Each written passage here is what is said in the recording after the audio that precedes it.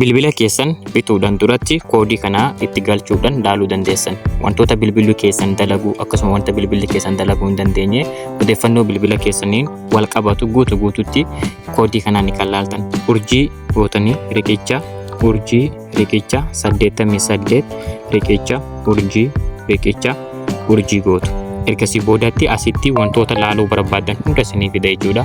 Full test jedhaa fakkeenyaaf akkasuma ammoo wantoota bilbila keessaniin wal qabatan asitti version information fingerprint L sensor P sensor touch panel akkasuma backlight receiver main speakerin isaadha dalagaa jira moo dalagu receiverin isaadha keyboard akkasuma gravity sensor main mic sub mic microphone jirani dalagamoo dalaganidha mic kun kan sagalee fudhachaa akkasuma ammoo speakerin isaanii dalagamoo camera back camera front flash lamp main mic to receiver jarreen kanneen hunda isaadha dalaguu fi dalaguu dhabuu isaadha karaa ittiin check gootanidha jechuudha. Koodiin kun fakkeenyaaf receiver main speaker yoo ta'u kun akkasitti speakerin nuuf fida dalagaa jira dalagaa hin jiru kun jechuudha.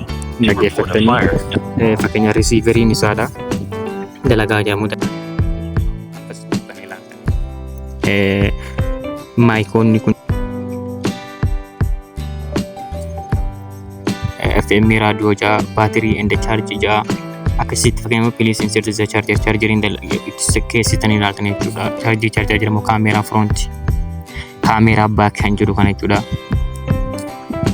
Gabaabumatti akka kanatti bilbila keessan odeeffannoo isaa guutuu bifa kanaan asiin ilaaluu dandeessuudha.